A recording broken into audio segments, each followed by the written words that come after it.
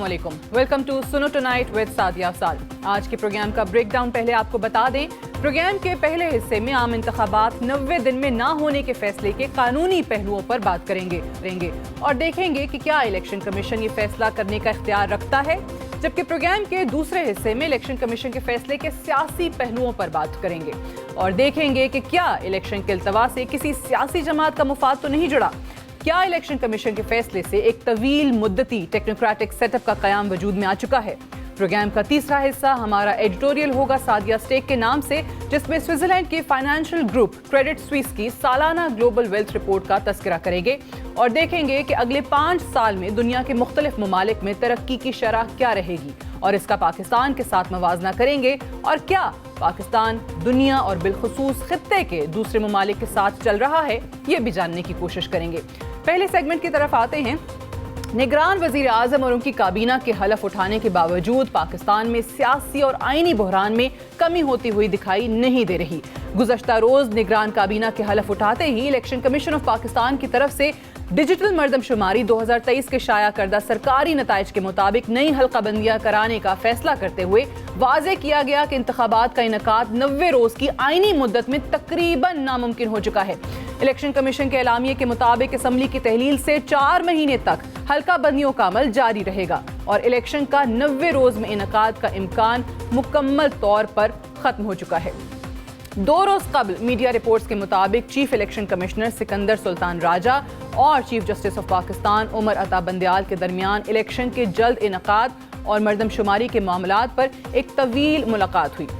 उसी रोज chief election commissioner की ज़ेर सदारत इलेक्शन कमीशन का अहम इजलास हुआ और जिसमें इलेक्शन के इनकाद हल्का बंदियों के मामलात ज़ेर गौर आए और फिर कल इलेक्शन कमीशन की तरफ से 90 रोज में इलेक्शन के इनकाद को नामुमकिन करार दे दिया गया।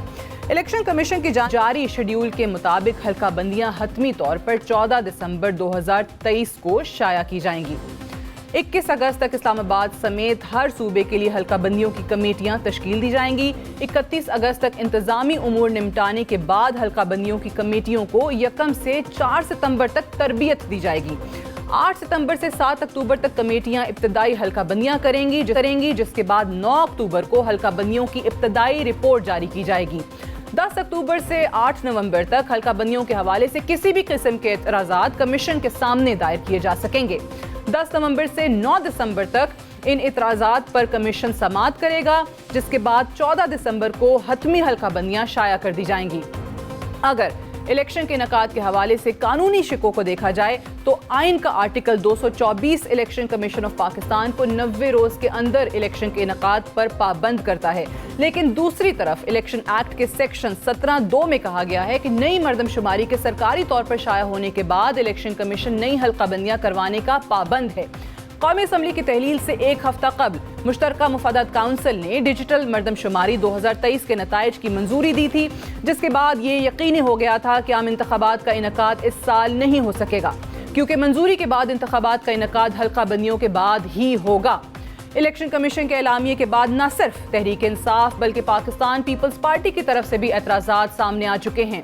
तहरीक इंसाफ ने इलेक्शन कमीशन के बयानियों को मुकम्मल मुस्तरद करते हुए मुफादात काउंसिल के फैसले कोर्ट के रूबरू चैलेंज करने का ऐलान किया है, जबकि पाकिस्तान पीपल्स पार्टी के तर्जुमान फैसल करीम कुंडी ने पार्टी का मौक़िफ़ वाज़े करते हुए कहा है कि पीपल्स पार्टी आइन के मुताबिक इलेक्शन के इनकाद का मुतालबा करती है और आइन के मुताबिक हल्का बंदियों की कोई ज़रूरत नहीं।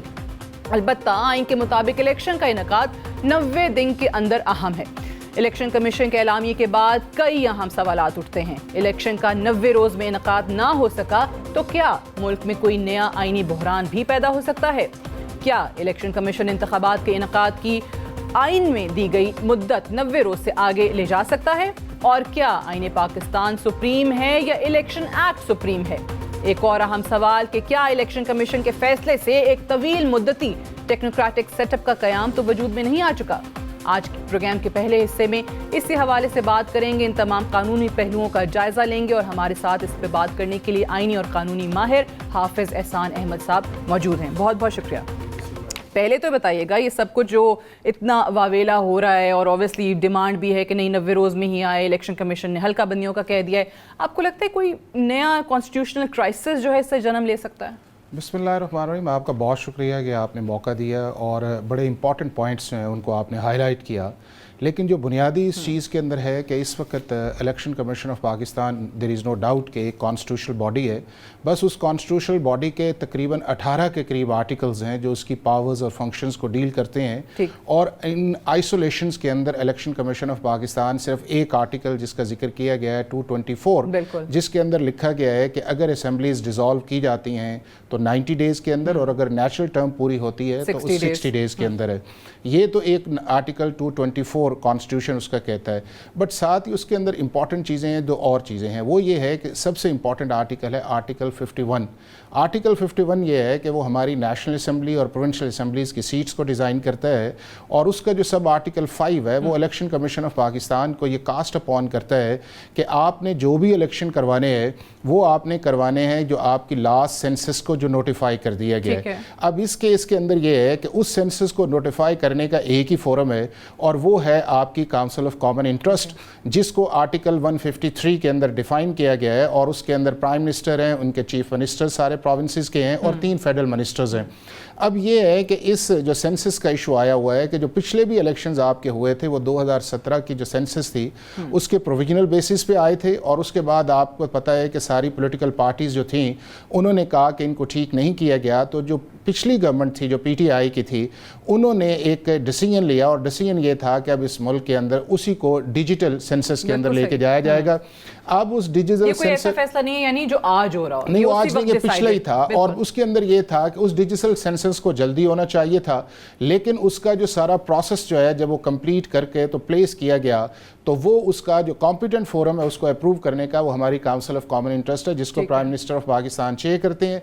उसकी एक मीटिंग हुई, और उस मीटिंग के अंदर ये फैसला किया गया कि जो डिजिटल सेंसस के रिजल्ट्स आए हैं उनको नोटिफाई किया जाए, और उसके बुनियाद के ऊपर जो स्टैटिस्टिक्स डिपार्टमेंट है उसने 7 अगस्त को उसको नोटिफाई कर दिया। अब ये है कि चूंकि ये पाकिस्तान के अंदर पहली दफ़ा ये चीज़ आई है कि अमूमन जब आप सेंसस के रिजल्ट्स आते हैं तो उसके बाद इलेक्शन का एक प्रोसेस जो है उसके अंदर एक डिले आता है, लेकिन इसके अंदर ये हुआ है कि जाते हुए जो फेडरल गवर्नमेंट थी उसने जब इस सेंसस को नोटिफाई किया under the umbrella of CCI, तो फौरन जो था उसकी टर्म कंप्लीट हो रही थी। अब जब कंप्लीट टर्म हो रही थी तो 2 चीज़ें आ गई। अब 2 चीज़ें ये आ गई कि क्या आर्टिकल 224 जो है वो इलेक्शन कमीशन को पाबंद करता है कि 90 दिन के अंदर करे, या आर्टिकल 51(5) जो है वो इस चीज़ का पाबंद करता है कि उसको किया जाए।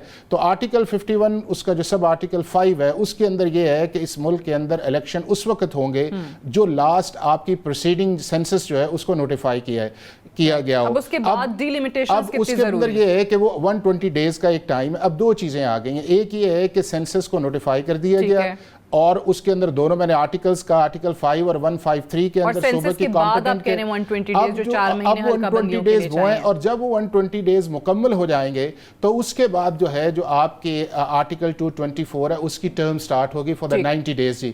तो इस वक्त ये कहना कि 90 डेज को आप उस नोटिफिकेशन या जो सेंसस का प्रोसेस है जिसके बाद आप डिलिमिटेशंस कर रहे हैं उसको इकट्ठा चलाया जाए, तो ये नामुमकिन है कि जितनी देर तक आप कॉन्स्टिट्यूएंसीज की डिलिमिटेशंस को नोटिफाई नहीं करेंगे उस वक्त तक कैंडिडेट्स को ही नहीं पता होगा कि उन्होंने कौन से हलके में इलेक्शन लड़ना है, उसकी कॉम्पोजिशन किस तरह है, वोटर्स को नहीं पता होगा। अब उसके बाद ये है कि जो एक चीज़ इस चीज़ के अंदर आ रही है कि जी जो CCI की मीटिंग थी उसके अंदर जो चीफ मिनिस्टर्स थे वो केयर टेकर्स थे। अब उसके अंदर बड़ा क्लियरली है कि CCI की जो कॉम्पोजिशन है वो प्राइम मिनिस्टर, चीफ मिनिस्टर और उसके अंदर केयर टेकर्स का कोई कॉन्सेप्ट ही नहीं है। और हमेशा से ये है कि CCI इंटरिम गवर्नमेंट्स के अंदर भी आपके फैसले लेते आई है, ये कोई ऐसी चीज़ नहीं है कि, लेकिन इस दफ़ा ये है कि आपका एक सिटिंग प्राइम मिनिस्टर थे, 2 चीफ मिनिस्टर्स मौजूद थे और 2 केयर टेकर्स के मौजूद थे। तो इस बुनियाद के ऊपर CCI को चैलेंज करना सुप्रीम कोर्ट के आगे। अच्छा, ये सारे अमल में अब जिस तरह हमने 120 डेज की बात की, 4 महीने के जो सेंसस का आपने नोटिफाई कर दिया, जो भी लास्ट सेंसस डिजिटल मर्दमशुमारी जैसे इस केस में अभी करने जा रहे हैं, उसके बाद 90 रोज का वक्त और दरकार होगा, यानी टोटल 7 महीने आप कह रहे हैं? नहीं, मैं उसके अंदर ये कह रहा हूँ आएंगे उसके अंदर 90 डेज, बट उसके अंदर अब ये आया ये है कि चूंकि आपने जाना है जो आपका आर्टिकल प्रोसीडिंग है, जिसके अंदर आपने पहले भी इशारा किया था कि ये इलेक्शन एक्ट के अंदर नहीं चीज़ चल रही, ये चल रही है इलेक्शन जो कॉन्स्टिट्यूशन का आर्टिकल 51 है, उसके नीचे आर्टिकल 24 है जो उसके बाद आता है, और तीसरी जो चीज़ है वो इलेक्शन एक्ट का सेक्शन 17 है कि जिसके अंदर इलेक्शन कमीशन को कास्ट अपॉन किया जाता है कि आपने सेंसस जो लास्ट उसके मुताबिक करना है। अब उसके अंदर ये है कि जो 4 माह का पीरियड स्टार्ट हो गया है और इलेक्शन कमीशन ने नोटिफाई कर दी है अपनी जो डिलिमिटेशंस का प्रोसेस है, जिसको 14 दिसंबर के बाद जो है इलेक्शन कमीशन ऑफ पाकिस्तान जो है वो स्केड्यूल का ऐलान करेगा, और वो होगा सेक्शन 57 और 58 के अंदर।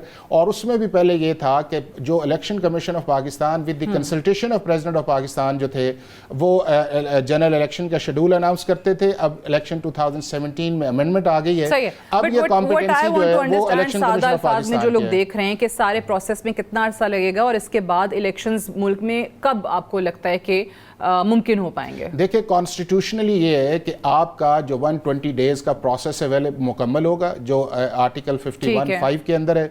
उसके बाद 90 दिन का प्रोसेस जो है वो शुरू होगा कि जो 224 के अंदर election commission of Pakistan with reference to section 57 और 58 के इलेक्शन शेड्यूल अनाउंस करेगा। तो अब आप ये समझें कि अगर 14 अक्टूबर वाले दिन तक उन्होंने अपनी डेट रखी है जिसके अंदर आप उन्होंने करना भी है, प्रोसेस भी करना है, फिर अपील्स भी आएंगे, फिर उसको वो फाइनल करेंगे, उसके बाद जाके जो 90 डेज का पीरियड है वो आपका स्टार्ट होगा 14 दिसंबर से। और उसको अगर आप कास्ट अपॉन करते हैं तो जाके फरवरी के अंदर जाता है उस चीज के अंदर। और इसके अंदर जो चीज है कि कोई ऐसी अनकॉन्स्टिट्यूशनल बात नहीं है कि जी 90 डेज को बुनियाद बना के ये कहा जाए, चूंकि इस चीज के अंदर है कि जो आर्टिकल 51 है वो प्रीसीडिंग है, उसका ओवरराइडिंग इफेक्ट है आर्टिकल 224 के अंदर, और आर्टिकल 224 को आप आइसोलेशन के अंदर नहीं पढ़ सकते और उसकी इंटरप्रिटेशन नहीं कर सकते। अब इसमें ये बताइए कि जो सुप्रीम कोर्ट ऑफ पाकिस्तान में चैलेंज करने की बात की जा रही है, एक तो तहरीक इंसाफ की तरफ से हो गया, फिर आज मैं देख रही थी कि वो हमारे सुप्रीम कोर्ट बार एसोसिएशन और बार काउंसिल्स ने भी कहा है कि नहीं 90 डेज के अंदर ही कराना है। पीपल्स पार्टी का भी मुतालबा सामने आ गया है। ये चीज़ जाती है सुप्रीम कोर्ट में जिसके चांसेस अब बढ़ गए हैं कि ज़ाहिर है बार्स भी जाएंगी और पार्टीज भी जाएंगी।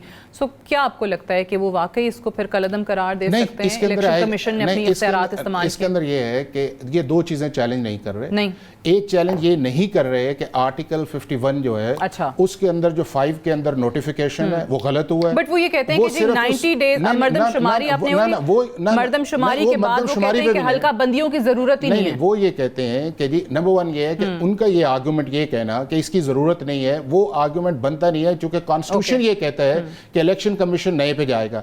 दूसरा जो उनका आर्गुमेंट इस चीज पे है कि वो ये है कि जो सीसीआई का फैसला था वो इंटरिम 2 चीफ मिनिस्टर्स ने किया, वो भी नहीं बनता चूंकि आर्टिकल 53 के अंदर वो सारी चीजें क्लियर है। पीपल्स पार्टी तो पूरी बुनियाद इस पे बना रही है। वो कह रही है कि जी 90 रोज में आइन की जरूरत है, आइन ने आपको कहा है 90 रोज में कराएं, और मर्दमशुमारी के बाद वो कहते हैं कि जी हल्का बंदियों की जरूरत नहीं है अकॉर्डिंग टू आइन। नहीं, वो ये कह रहे हैं, पीपल्स पार्टी ये कह रही है।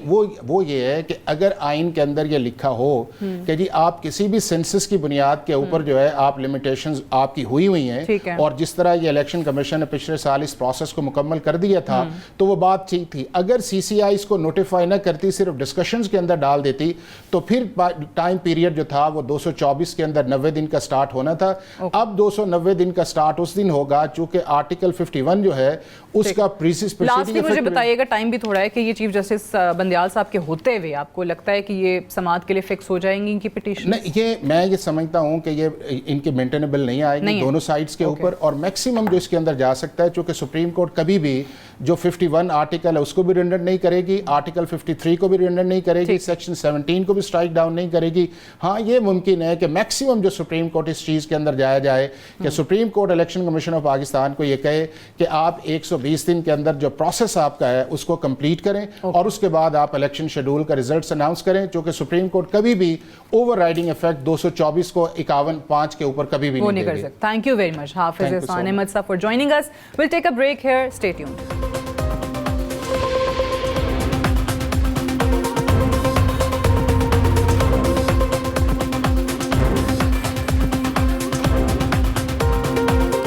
Welcome welcome back. प्रोग्राम के दूसरे हिस्से में हम इलेक्शन कमीशन के 90 रोज में इंतखाबात न करवाने के फैसले के सियासी पहलुओं पर नजर डालेंगे। इलेक्शन कमीशन के फैसले के बाद पाकिस्तान तहरीक इंसाफ ने इसे सुप्रीम कोर्ट में चैलेंज करने का ऐलान किया है, जबकि पीपल्स पार्टी की तरफ से हल्का बंदियों के तनाजुर में इलेक्शन के इल्तवा को गैर आईनी करार देते हुए कहा गया है कि आइन में सिर्फ 90 रोज के अंदर इंतखाबात के इनेकाद का जिक्र है और हल्का बंदियों की कोई बात नहीं। जबकि मुस्लिम लीग नून की तरफ से इलेक्शन कमीशन के फैसले के बाद खामोशी का समा है। सवाल पैदा होता है कि क्या इलेक्शन के इल्तवा से मुस्लिम लीग नून को कोई सियासी रिलीफ मिल सकेगा? क्या इलेक्शन के वक्त पर ना होने से पाकिस्तान तहरीक इंसाफ का वोट बैंक मुतासिर होगा? और पीपल्स पार्टी इस वक्त किस उलझन का शिकार है?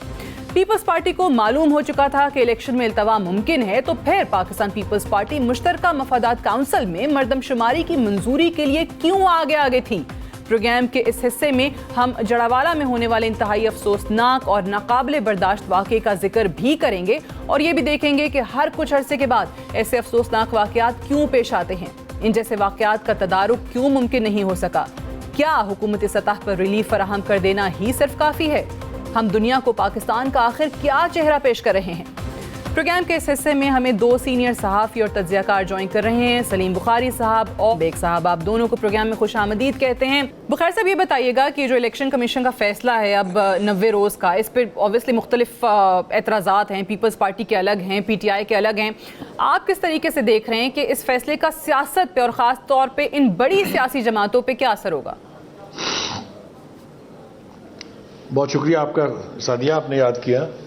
देखिए, इसके 2 जवाब हैं। एक ये है कि कानूनी तकाजे क्या हैं, आईनी तकाजे क्या हैं, और दूसरा ये कि ग्राउंड सिचुएशन क्या है, ग्राउंड रियलिटीज़ क्या है।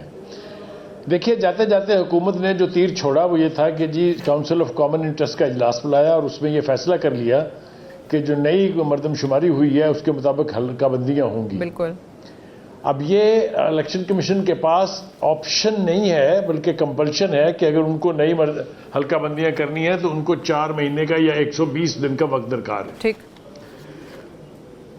ये वक्त उनको अब मिल गया है। कल जो इलेक्शन कमिश्नर साहब की चीफ इलेक्शन कमिश्नर साहब की मुलाकात हुई थी चीफ जस्टिस साहब से, उसमें भी यही बातें जो हैं खुल के हुई थी कि चीफ जस्टिस साहब का तकाजा ये था कि तमाम बड़ी पार्टियां और बहुत सारे स्टेक होल्डर ये तकाजा कर रहे हैं कि इलेक्शन आप 90 दिन में करा के घर जाएं।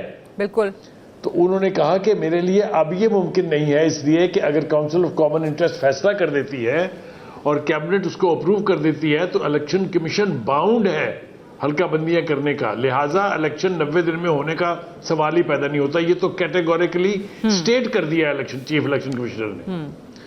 अब इसके ऊपर पीपल्स पार्टी नाला है। पीपल्स पार्टी का मुतालबा भी ये था, हमेशा से कोई नई बात नहीं कर रहे हैं वो, लेकिन अब इसको बहुत ज़्यादा सीरियस लेवल पे लिया जा रहा है और उनकी पार्टी के बड़े सर जोड़ के बैठ रहे हैं, शायद आज ही बैठ रहे हैं जी। और वो ये तकाजा करेंगे, मुतालबा करेंगे कि इलेक्शन 90 दिन में होने चाहिए। इससे जो सबसे ज़्यादा सहमत जिसको कह ले या सबसे ज़्यादा जो खुश है वो शायद मुस्लिम लीग है।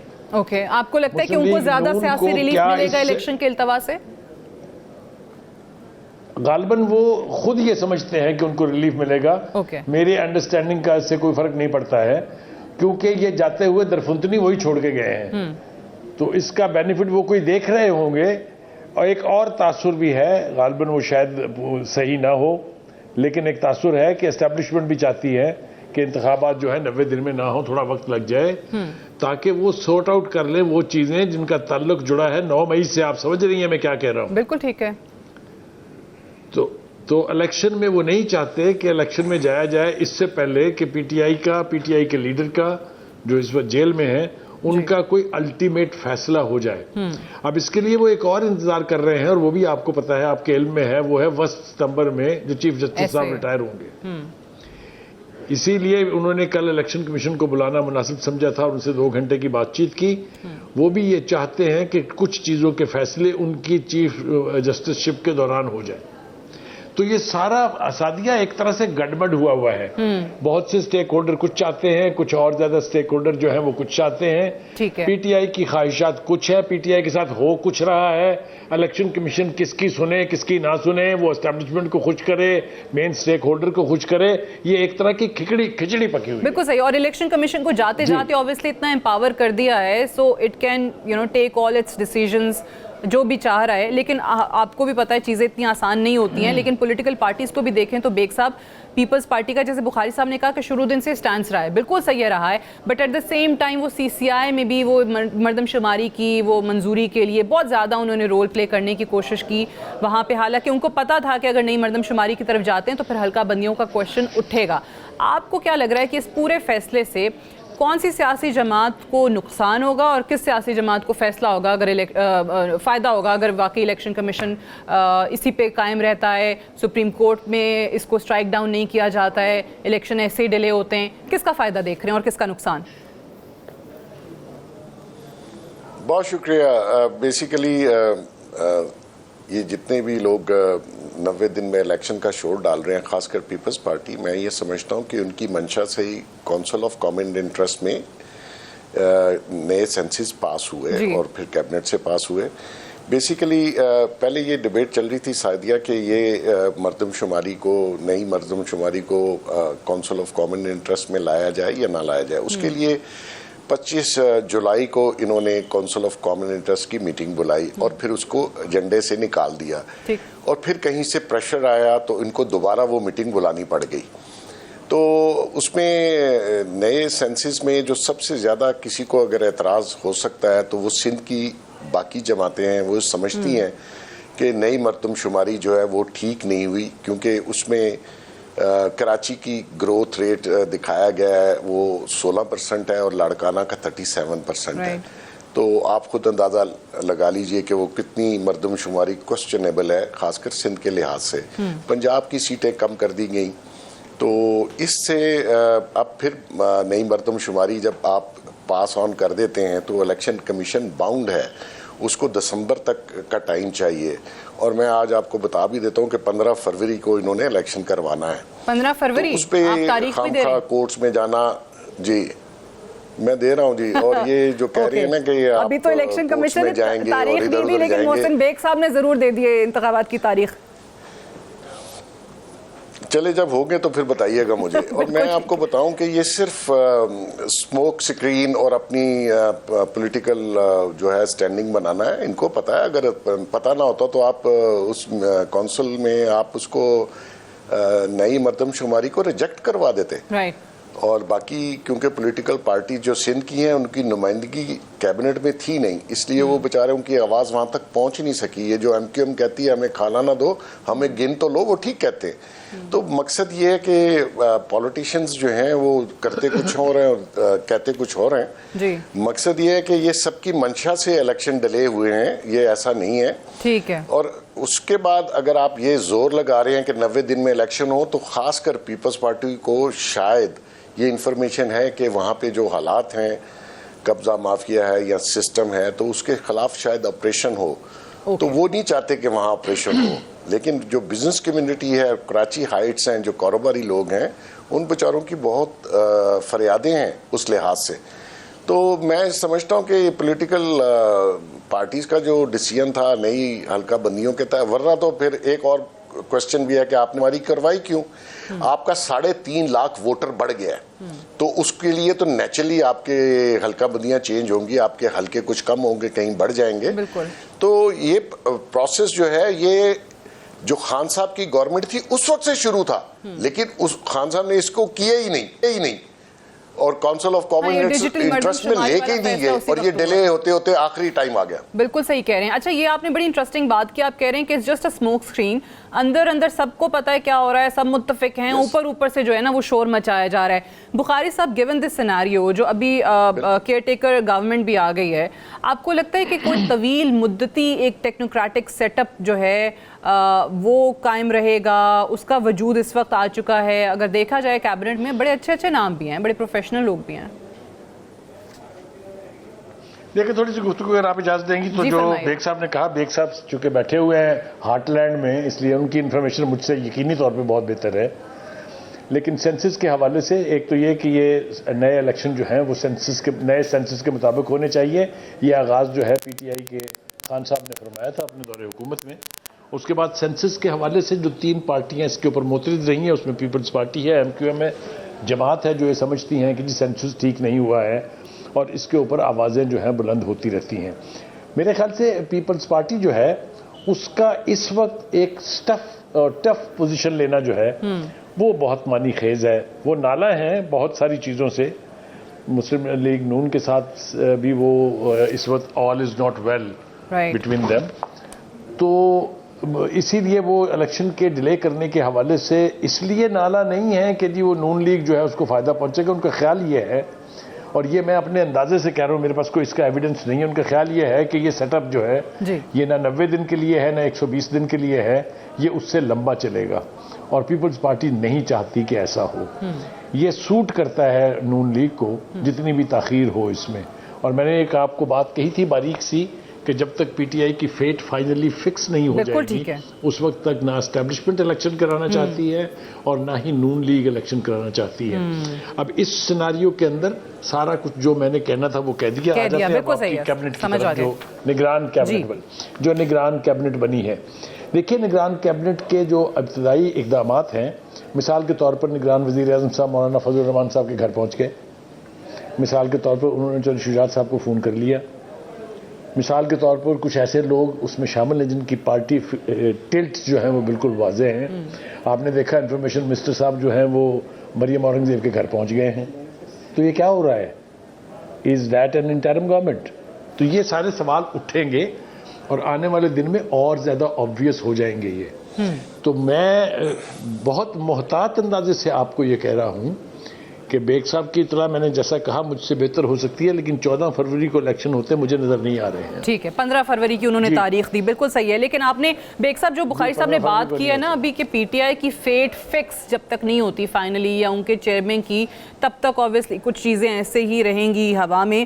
اب مجھے یہ بتائیے کہ فیٹ فکس کرنے سے مجھے یاد آیا کہ ابھی آسٹریلین ہائی کمشنر کے گھر پہ جو ملاقاتیں ہوئی ہیں شاہ محمود قریشی کی, اور سورسز یہ کہتے ہیں کہ جی وہاں پہ علی ظفر صاحب بھی موجود تھے. اب اس میٹنگ میں یو ایس امبیسڈر بیٹھے ہوئے ہیں, یو کے کی جو ہائی کمشنر ہے پاکستان میں وہ بیٹھی ہیں, کینیڈین ہائی کمشنر ہیں, ای یو امبیسڈر ہیں, انڈونیشین امبیسڈر ہیں, نارویجین امبیسڈر ہیں, اور ان سے کیا مدد مانگی جا رہی ہے کہ جی ان کو اٹک جیل سے کسی طرح نکلوا دیں.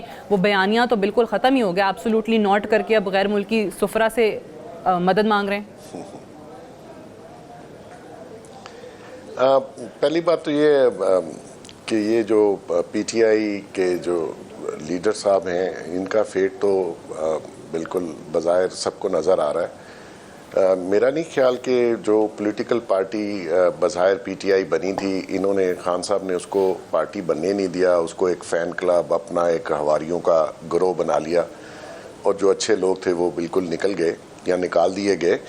اب یہ کوشش یہ جو بھی کر لیں, باہر جائیں, آگے پیچھے پریشر ڈلوانے کی کوشش کریں. دیکھیے جس کیس میں یہ سزا ہوئے ہیں وہ کیس آپ کے سامنے ہے, اوپن اینڈ شٹ کیس ہے, وہ ایڈمٹ بھی کر چکے ہیں, گھڑی بکی ہے, گھڑی جس نے خریدی ہے وہ بھی موجود ہے. تو یہ تو کوئی ایسا کیس نہیں ہے جس سے اسٹیٹ نے, ریاست نے, گورنمنٹ نے زیادتی کر دی ہو اور ان کو جان بوجھ کے. انہوں نے تو اپنے دور پہ لوگوں پہ ہیروینیں ڈالی, بہت مختلف کیسز ڈالے, اور اتنا اس کو میڈیا ہائپ کریٹ کی. آپ نے بھی سنا ہوگا ٹی ٹی والا, پاپڑ والا, فلاں. اچھا جو بندہ ہائپ کریٹ کر رہا تھا اس میں اتنی کریج نہیں ہے کہ وہ واپس پاکستان آ سکے, اور وہ مال شال بنا کے باہر بیٹھا ہوا ہے. تو یہ چیزیں آپ چاہے کسی کے پاس بھی جائیں, واشنگٹن چلے جائیں, لیکن لا آف دا لینڈ جو ہے اور جو کرمنل آپ کا ریکارڈ ہے اور جو آپ نے جو جھوٹ بولے, جھوٹ بیانیے اور پوری قوم کا اخلاق تباہ کیا, بیانیہ بنا لیا جھوٹا اور روز ایک نیا, تو آپ کیا ان کو جا کے کہیں گے کہ کیا کرنا ہے؟ میں تو حیران تھا کہ میں سعدیہ جب وہ جو اٹک جیل سے نکالنے کی کوشش کیسے ملے گا جی ان کو نہیں, ان کو ریلیف ملے گا کورٹ سے ہی ملے گا. ایسے کیسز میں انڈر 7 ایئر سینٹنس جو ہے وہ بیل آؤٹ بندہ ہو جاتا ہے, کیونکہ ہمارے ہاں جو کورٹس کا سسٹم ہے وہ تو عام آدمی کے لیے تو سال لگ جاتا ہے, لیکن ان کے لیے ہو سکتا ہے 2-3 ماہ میں ان کی اپیل سنی جائے. لیکن جو مزید اوپن اینڈ شٹ کیسز ہیں وہ بھی تو ٹرائل ہونے ہیں نا جی. اس میں اب جا کے آپ باہر والوں کو فریاد کریں تو ریاست نے تو کچھ نہیں کیا. آپ بتائیے کوئی پولیٹیکل پارٹی دنیا میں 9 مئی والا واقعہ کر سکتی ہے جس کی تحت آپ جا کے مدد مانگ لیں؟ ٹھیک ہے. اچھا مجھے بتائیے یہ لاسٹ امریکہ میں تو ہلکا سا اٹیک ہوا. جی مکمل کیجئے بیگ صاحب. میں کہہ رہا تھا امریکہ میں 9/11 ہوا تو انہوں نے پوری دنیا کو آگے ٹارگٹ کر لیا. 12 مئی جب لندن میں ہوا تو انہوں نے 24 گھنٹے کورٹس کھول کے سزائیں دی سب کو. تو یہاں آپ کس چیز کی دیکھیں, لا ہے, لا کے تحت ہے, اپیل کا حق ہے. آپ ہائی کورٹ جائیے, سپریم کورٹ جائیے, آپ ان امبیسڈروں کے پاس کیوں جا رہے ہیں؟ کیونکہ آپ تو کہتے تھے غلامی نہیں, تو غلامی کس چیز کی غلامی؟ حقیقی آزادی, انقلاب, وہ کیا تھا؟ صحیح, تو آپ کہہ رہے ہیں کہ ان ایفرٹ سے کوئی فیٹ میں کوئی تبدیلی نہیں آنے والی ہے چیئرمین پی ٹی آئی کے. ایک اور ابھی 9 مئی کا ذکر کیا ہے, میرے پاس چند آخری لمحات ہیں بخاری صاحب, اور اس ٹاپک پہ بات کرنا آپ کا تجزیہ ہے بڑا ضروری ہے. ایک اور انسیڈنٹ جو جڑا والا ہوا ہے وہ بھی بتائیے گا. ابھی تو قوم کو وہ شری لنکن فیکٹری, وہ پورا انسیڈنٹ جو اتنا افسوسناک تھا وہ نہیں بھولا تھا کہ اب یہ ہو گیا. یہ بات بالکل ٹھیک ہے, میں اس کے اوپر بات کرتا ہوں. ایک جملہ اگر آپ پچھلے ایشو کے اوپر مجھے اجازت دے دیں, وہ یہ ہے کہ ایک بیانیہ بنایا تھا انہوں نے سائفر کو لے کے, اور کہا تھا کہ امریکہ جو سپر پاور ہے وہ ان کی حکومت گرا رہا ہے, سازش کر دی ہے. وہ تو ایک ایسا بیانیہ تھا جس کی تردید بھی انہوں نے خود ہی کی. بعد میں کہا تھا کہ نہیں مجھے تو یہ سازش تو امریکہ نے نہیں ہے, تو یہاں پر گھڑی گئی تھی اور نام لے دیا تھا باجوہ صاحب کا. اس لیے وہ ایک ایسا بیانیہ تھا جس کی تردید بھی انہوں نے خود ہی کی ہے, لہٰذا اس کے اوپر بات کرنے کا کوئی فائدہ نہیں. وہ کوشش کر رہے ہیں کہ ڈیمیج کنٹرول کیا جا سکے. جناب والا انسیڈنٹ میرے خیال سے ہمارے منہ پر ایک اور کالک ہے. اس سے پہلے جو کچھ ہوا, اگر ان واقعات میں سزائیں دے دی جاتی, آپ یوحنا آباد لاہور یاد رکھیں, آپ گوجرا یاد رکھیں, آپ جوزف کالونی یاد رکھیں, آپ سیالکوٹ یاد رکھیں, اگر ان لوگوں کو سزائیں ہو گئی ہوتی تو جڑا والا نہیں ہوتا. یہی ہمارا سب سے بڑا ڈائلیما ہے. یہ اس قدر گھناؤنا ایکٹ ہے کہ میں ابھی سن رہا تھا ایک بشپ صاحب یہ کہہ رہے تھے کہ جو رسول کریم صلی اللہ علیہ وسلم نے نجران میں جو معاہدہ کیا تھا وہ اپنی اصل شکل میں ایک چرچ کے اندر موجود ہے اب تک, جس میں کیٹیگوریکلی یہ گارنٹی دی گئی تھی, ون سائیڈڈ.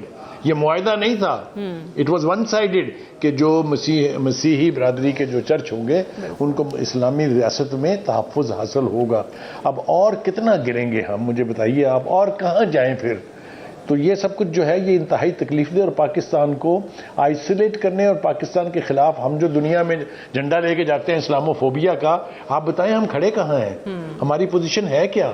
تو یہ بڑی بدقسمتی کی بات ہے. اور اب بھی اگر اس کو مثال بنا کے سزائیں نہ دی گئیں سادیہ, تو یہ اس طرح کے خوفناک جرائم. آپ صحیح کہہ رہے ہیں کہ اس سے پہلے بہت انسیڈنٹس ہوئے ہیں, اگر ان کو عبرت کا نشانہ بنایا جاتا تو یہ نہ ہوتا. اور ابھی بھی اگر اسی پہ کوئی کارروائی کر لیں تو آنے والے دنوں میں آپ بچ سکتے ہیں مزید ایسے سانحات سے. تھینک یو ویری مچ سلیم بخاری صاحب اینڈ محسن بیگ صاحب for joining us. We'll take a break here. Stay tuned.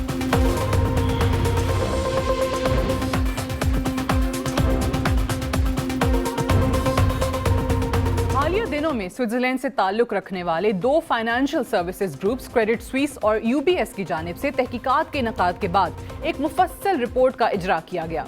سالانہ گلوبل ویلتھ رپورٹ میں دنیا کی 200 مارکیٹوں کا جائزہ لیا گیا اور واضح کیا گیا کہ 2027 تک دنیا کی کل دولت 38% اضافے کے ساتھ $629 ٹریلین تک پہنچ جائے گی. مشرقی امریکہ سے تعلق رکھنے والے تمام ممالک سمیت چین کی دولت میں مسلسل اضافہ دیکھا گیا ہے. دنیا کی کل دولت میں 9.8% اضافہ ہوا, جبکہ ویلتھ پر ایڈلٹ $87,479 تک پہنچ چکی ہے. 2021 میں مجموعی عالمی دولت میں 12.7% اضافہ ریکارڈ کیا گیا, جو کہ اب تک کا سب سے زیادہ ریکارڈ کیا جانے والا تیز ترین سالانہ اضافہ ہے.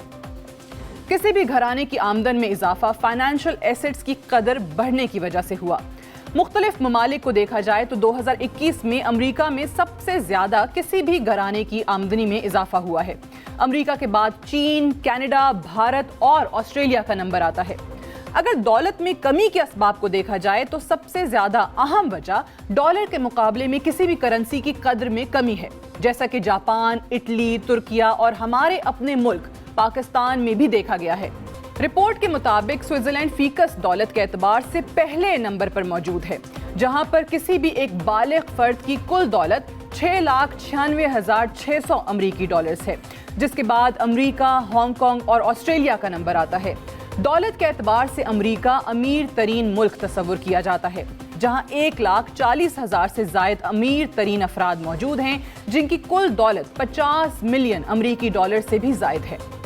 امریکہ کے بعد چین کا نمبر آتا ہے, جہاں 37,710 افراد ایسے ہیں جن کی دولت اب $50 ملین امریکی سے زیادہ ہو چکی ہے.